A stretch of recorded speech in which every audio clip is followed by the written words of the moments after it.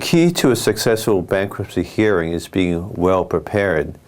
Your bankruptcy petition should have been prepared by an experienced bankruptcy attorney. The petition and supporting documents are the foundations of your case. If done correctly, it will be much more likely that you will have a successful outcome.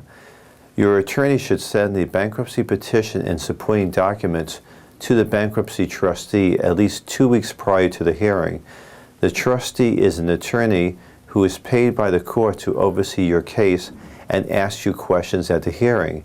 At the hearing, if you need a translator, one will be provided to you via speakerphone by the trustee. On the day of the hearing, dress appropriately. That means no shorts and t-shirt.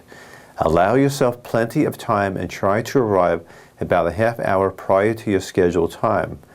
When you arrive at the building where the hearing takes place, you will go through airport-like security.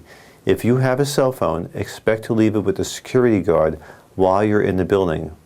Although you will likely only be questioned for 5 to 10 minutes, you should expect to spend anywhere from 1 to 4 hours at the room where the hearing is being held.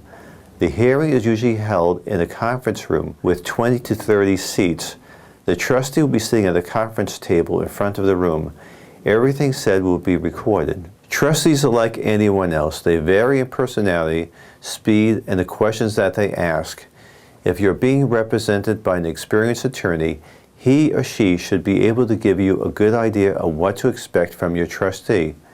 When you get to the room where your hearing is to take place, take a seat as close as you can to the front so that you could observe others going before you. By observing others, you will have a better idea of what to expect when it's your turn. There's no talking aloud while you're waiting for your case. While waiting, take out your identification, which is usually either a driver's license or state-issued or non-driver's identification, and Social Security card. Hold both in your hand. There are two main purposes for the bankruptcy hearing. The first is to make sure that there's nothing fraudulent about your case and that you qualify for bankruptcy. The other purpose is for the trustee to determine whether you have any property that is non-exempt and can be taken to pay your creditors. When you're being questioned, you'll be under oath.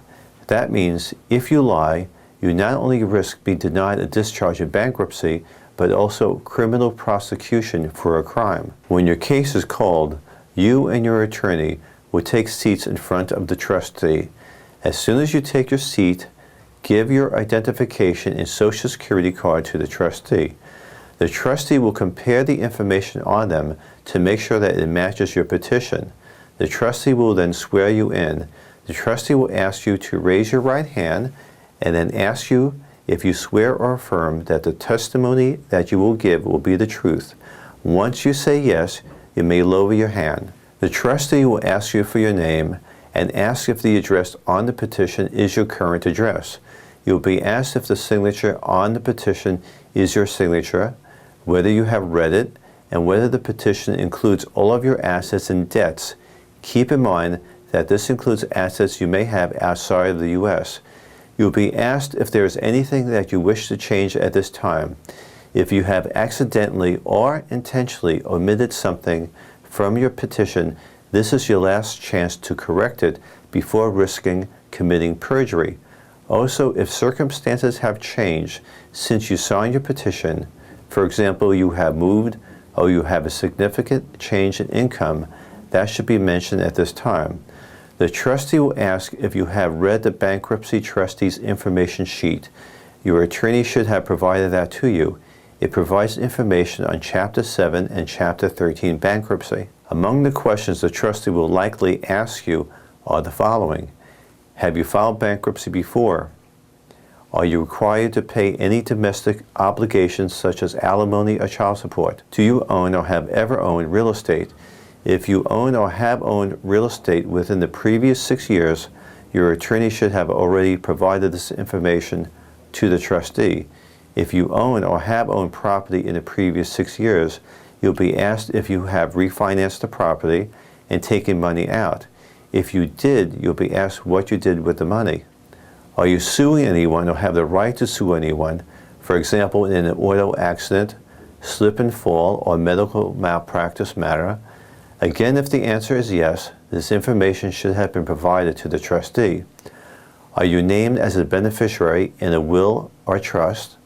Do you now or ever have had an interest in the business? Do you have a bank account? What's the most money you have had in the bank account at any one time in the last 2 years? If you don't have a bank account, you may be asked how you pay your bills. Most people who don't have a bank account pay bills with money orders. Have you transferred anything of value to anyone in the last 6 years? When was the last time you used any credit card or made balance transfers? Have you taken cash advances? If so, what did you do with the money? Have you paid any one creditor more than $600 in the 3 months before you sign your bankruptcy petition? Are you up to date in the filing of your income tax returns? Did you receive a tax refund this past year? If so, how much was it? What did you do with it? Do you expect to receive a tax refund this coming year? If you have large debts, the trustee may ask you the reason for them. The trustee may ask, what caused your financial problems? The trustee will review all of the sections of your petition and ask you questions based upon it. Although you don't need to memorize the contents of your petition, you should be familiar with it. In the Chapter 13 bankruptcy, the trustee will carefully go over your budget, which includes your income in Schedule I and expenses in Schedule J, to make sure that it is acceptable. All discretionary spending, that is spending which isn't needed for necessities, must go towards a Chapter 13 payment plan. In addition, the trustee will examine the budget to see if it includes enough money for necessities. If the trustee is satisfied, the trustee will say that the meeting is closed, which means that you are done. If the trustee needs additional information, the trustee will schedule a second hearing. Although bankruptcy can provide you with a great deal of financial and emotional relief, if it's done incorrectly, you risk much. It is essential that you use the services of an experienced bankruptcy attorney.